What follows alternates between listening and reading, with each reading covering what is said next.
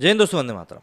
चाहे जहांगीरपुरी की बात करें या फिर हम खंडवा की बात करें, खरगोन की बात करें, इन सभी मामलों में कहा गया कि भैया भीड़ भीड़ मतलब जो थी वो गुस्से में आ गई और उसके बाद जो भी कुछ हरकतें वहाँ हुई वो सिर्फ गुस्से के कारण हुई।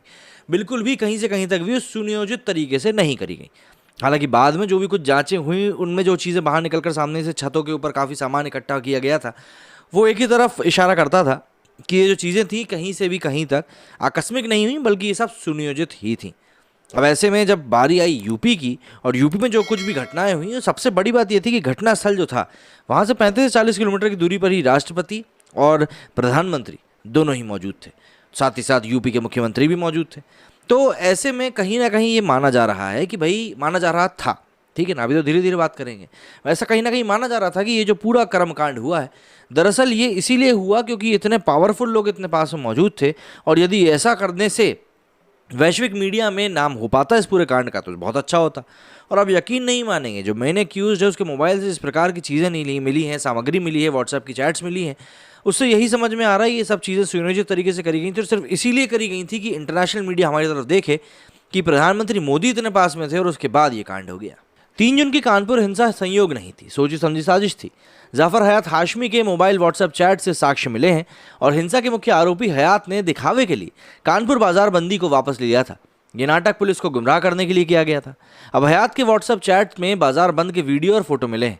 इसमें वो लोगों को रोकने के बजाय उन्हें भड़का रहा था। कुछ ऐसे भी साक्ष्य मिले हैं जिसमें वीवीआईपी मूवमेंट की वजह से 3 जून को चुने जाने की पुष्टि हुई है। मामले की जांच कर रहे पुलिस अफसर ने बताया कि हयात जाफर हाशमी, उसके साथी जावेद, सुफियान और राहिल के से अलग अलग पूछताछ की गई। सभी के बयान अलग अलग थे, लेकिन कुछ बातें एक जैसी थी। सभी ने कहा कि जिस तरह से नुपुर शर्मा ने पैगंबर साहब को लेकर बयान दिया था, वैसा भविष्य में कोई ना करे। इसके चलते राष्ट्रपति और प्रधानमंत्री के कार्यक्रम के दिन इसको हिंसा के लिए चुना गया था। हिंसा की साजिश करने वालों का कहना है कि उनका मकसद पूरा हो गया। देश के शीर्ष तक उनकी बात पहुंच गई। आरोपियों ने कहा कि बाजारबंदी का प्लान सिर्फ कानपुर का नहीं था, कोशिश ये थी कि हर शहर में ऐसा हो सके।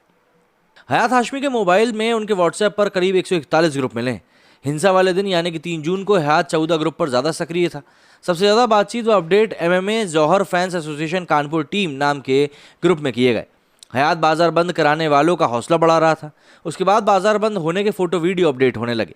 ग्रुप में हयात जाफर हाशमी की पत्नी काफ़ी सक्रिय रही।